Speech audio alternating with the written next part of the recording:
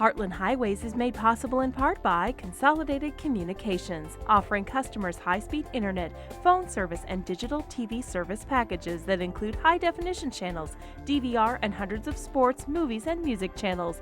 More information on these services available at consolidated.com.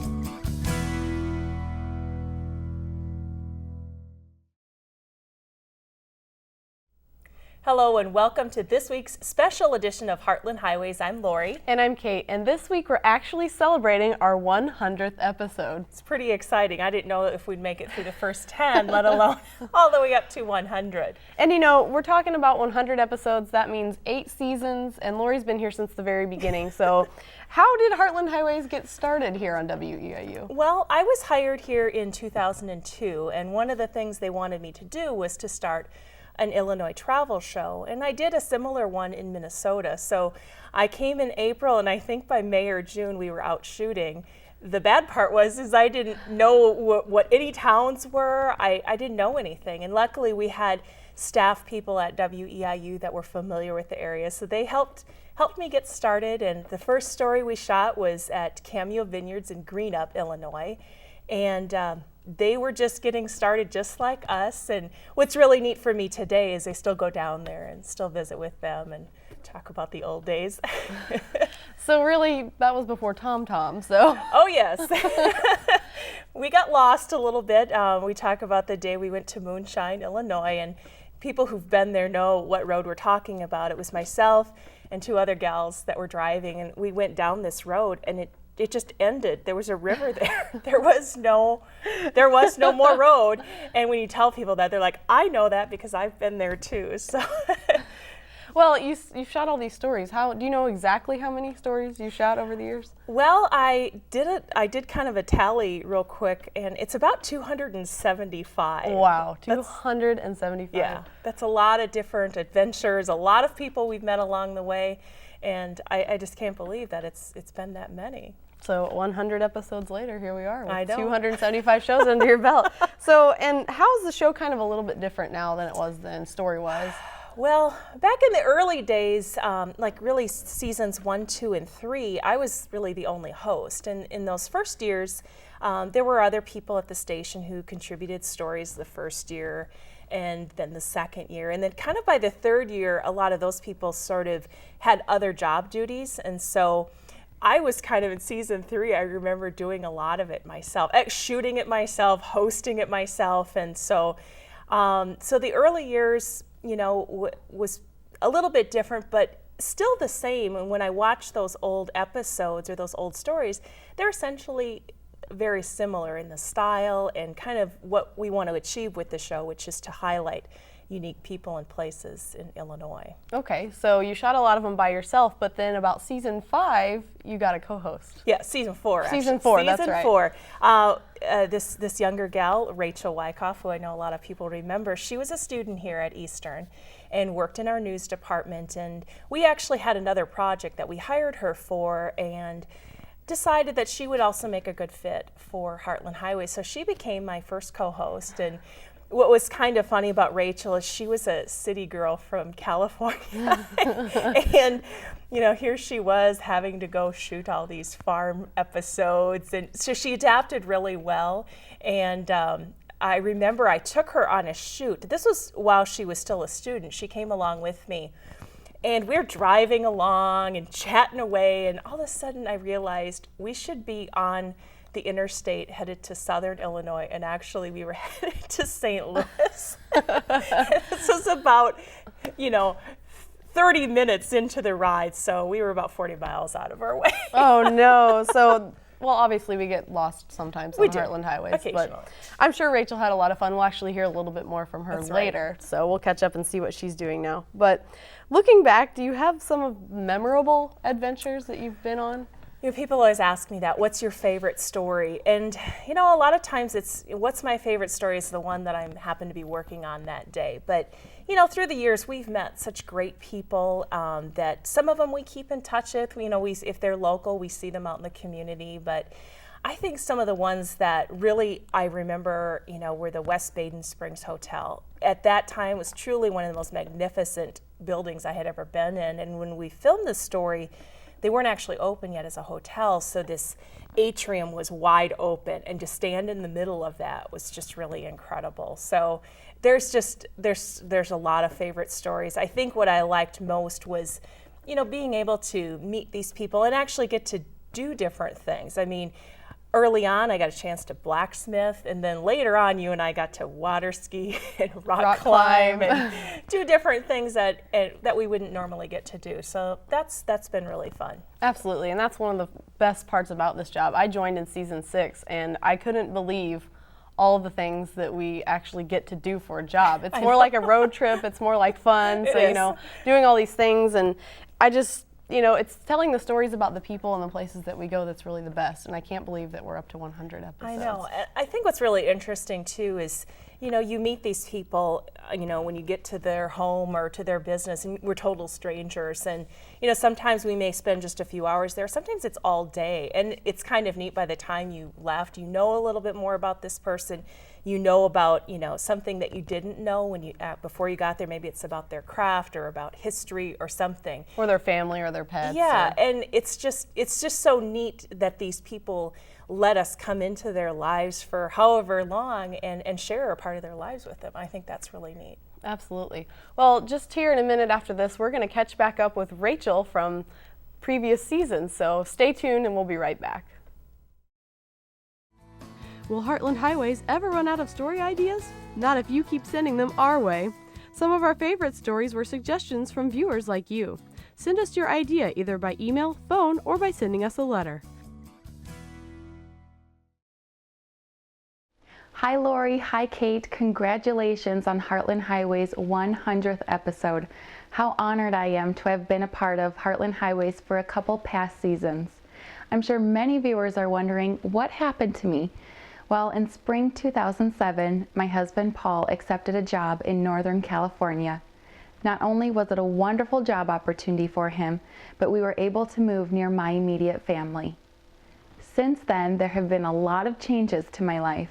I now have a 9-month-old son, Jaden, who keeps me extremely busy at home. And I also work from home part-time for an online website for my hometown called Rockland Online. I remember when I first got the job as Lori's co-host, I was so nervous but really excited to meet all the new people and interesting places. It actually didn't even seem like a job to me at all because of all the fun that we had. I have so many fun memories working on the show with Lori. I met so many new people, and I was able to experience things that I may have otherwise not been able to. I remember one particular story, a husband and a wife that owned Cushman Trucksters. Harold let me test drive one of the vehicles, and I'm not sure what happened, but I ended up driving into the ditch, screaming in poor Harold's ear. After I got out of the truckster and looked at the so-called huge ditch, I couldn't believe how small it was. I can remember laughing about that for days.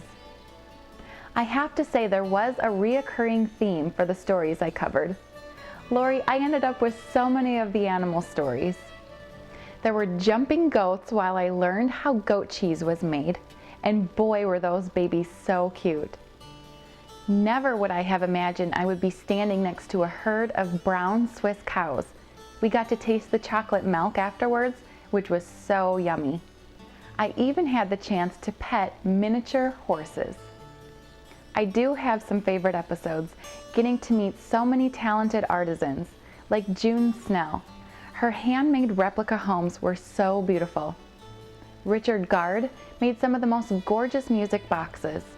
And how fun it was to learn how to make candles with Astoria Candle Company.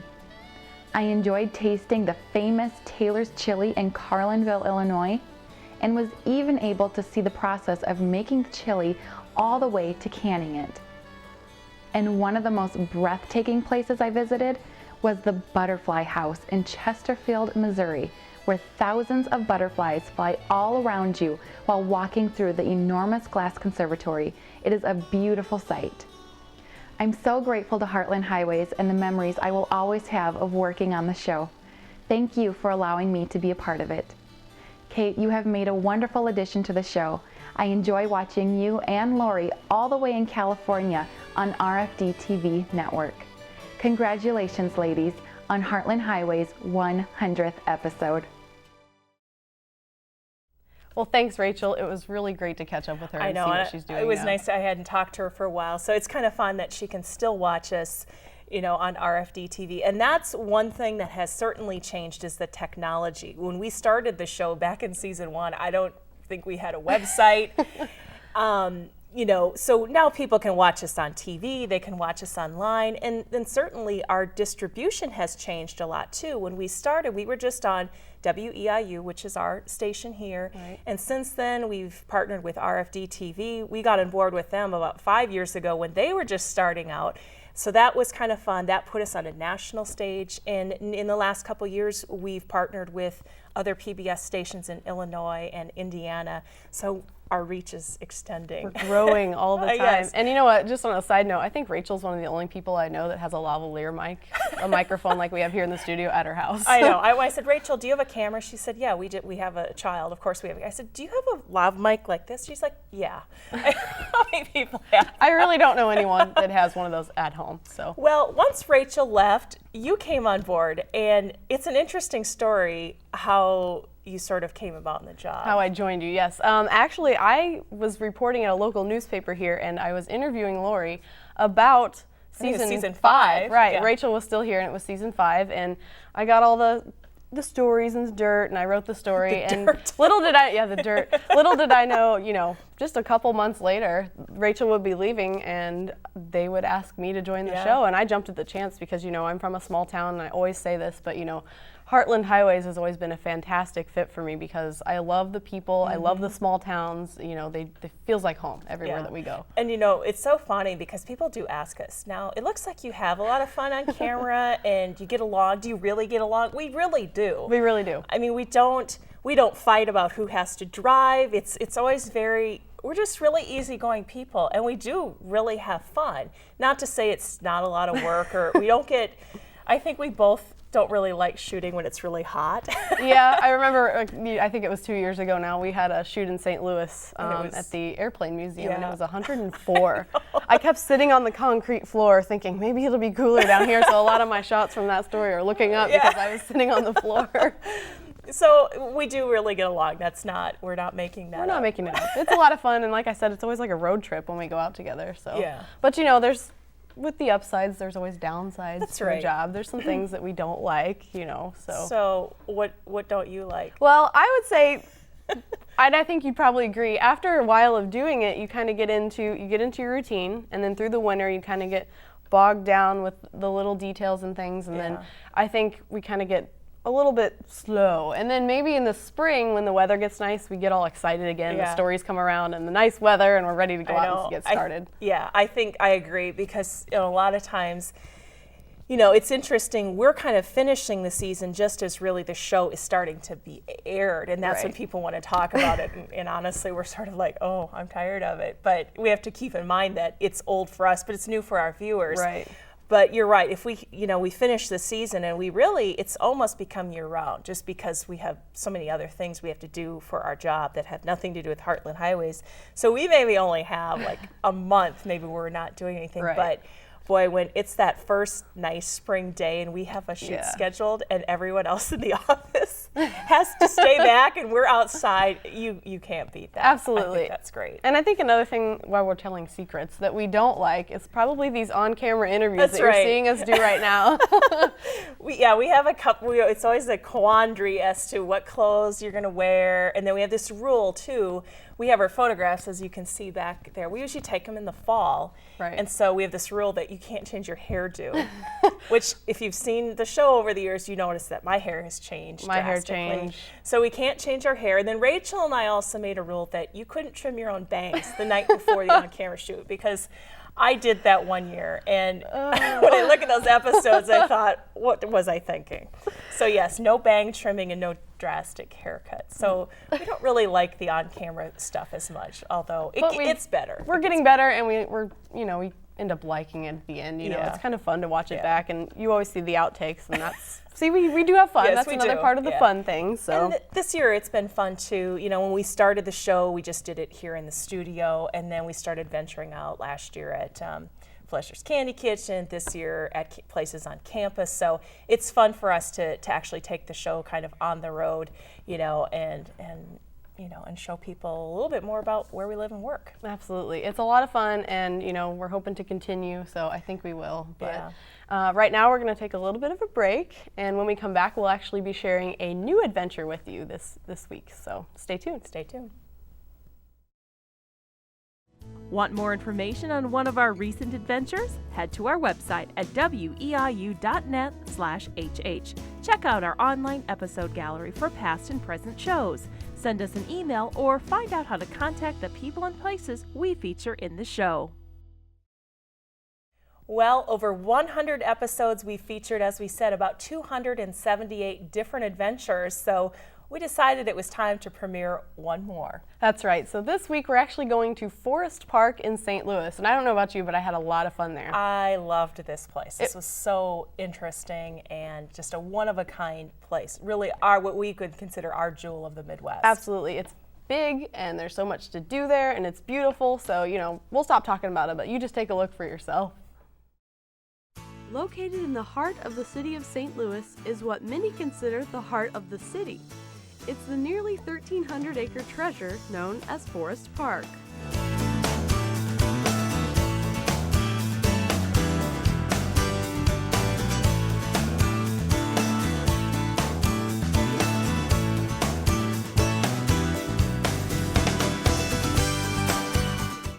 Forest Park is a place where you can bring your family, you can spend all day and not spend a penny. There's areas to picnic, there's the zoo, there's the art museum, there's the history museum. All of those areas are absolutely free. So it's a gathering spot for St. Louis. We often call it our crown jewel, but it's a microcosm of what our metropolitan area is. While it's in the city of St. Louis, everybody who lives in the metropolitan area thinks Forest Park is theirs, and that's exactly what we want them to think. It's a park of the region. It's a park that we want everybody to feel ownership in. What has blossomed into this beautiful park began in the 1860s as just a vision of Henry Shaw and Frederick Law Olmsted, the father of American parks. The pair wanted to create what they called a grand park. The idea evolved. The land was purchased in the 1880s for about $800,000, 1,300 acres for $800,000, and was actually dedicated in 1876. The park, which has more acreage than Central Park in New York City, soon became well known and in 1904 hosted the World's Fair and Olympic Games. This began a transformation that would become permanent. It went from being primarily a passive park up into the World's Fair into a period of rebuilding. It was estimated it would only take a year to rebuild the park after the World's Fair, but it actually took about 9 years. And at the end of that period, St. Louis hired a new park director, someone whose name is pretty common, Dwight Davis, as in Dwight Davis Cup, the tennis cup. He was an advocate of active recreation, and he took the park from what was 1,300 acres of passive space into an area park that contained a 27-hole golf course, over 30 athletic fields. During that period, the Municipal Opera Theater was built, a place that attracted people for active sports and tried to make that work with the remaining passive space. Many years later, the park fell into a state of disrepair, and it wasn't until a non-profit group called Forest Park Forever was formed that the park began to be restored to its former glory. It was formed more than 100 years ago, and back in the late 80s, it was looking pretty beat. It had deteriorated, things were just crumbling. And it also had a pretty bad reputation. People my age, my generation, our parents said, don't go to the park. You know, it's dangerous. Don't go to the park. You're going to lose a hubcap. You know, I mean, it wasn't a good place to be. And this small group of people said, we're going to do something about it. And they formed Forest Park Forever. And they really gave the city of St. Louis and all the residents the next step to making this the best park.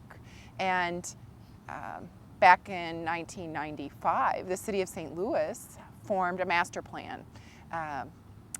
People from all over this city, this region, people came and told their feelings about why they thought this was the park for them, what they loved about it, what they wanted to see improved. And from that master plan, our organization in the city of St. Louis brought in almost $100 million worth of renovation for the park. Thanks to that $100 million makeover, the park once again offers beautiful views, cultural experiences like the art and history museums, a variety of gardens and trails, and restored buildings like the Jewel Box and World's Fair Pavilion that was built with the 1904 event's profits. And we of course can't forget the zoo. There's even a golf course too. So if this sounds like a lot to do and you can't decide what to do first, might we suggest stopping in at the Visitor Center? The idea would be what appeals to you most. So if it's just you want to be out in the park and you want to go for a great walk, we can give you a couple good trails to take. We can tell you how long they might be and what kind of challenge they might be. Or if you have a specific interest in one of the institutions, you can easily visit an institution, or maybe two, in a day. But if you have more than a day, there's so much to do. The art museum, the science center, the history museum, the zoo.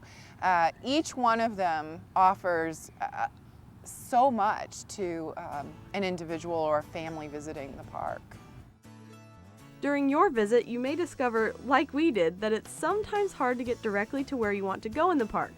There's actually a very interesting reason behind the way the roads were designed. Oh, one of the biggest things that happens in the visitor center almost every day is someone will come in very frustrated because they're lost. And that's great about the visitor center because we've got maps, we can help guide people, but it's truly something that the people who even formed this back in the 1800s did on purpose. They built this park with very circuitous roads, it was meant to get lost in. And so now, even though we're not out in the country anymore, we're surrounded by city, it's still a great place to get lost, to relax, to not rush through, but to enjoy. And it's an easy place to enjoy. It's often said that Forest Park is an oasis in the city.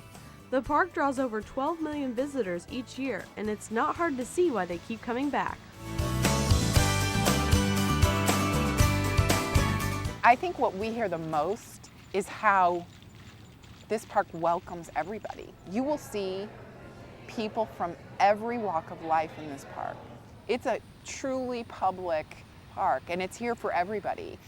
And to me, and I think to lots of other visitors, that's its greatest strength, is that you can really be part of a greater community when you're here. It's wonderful. It's a wonderful place.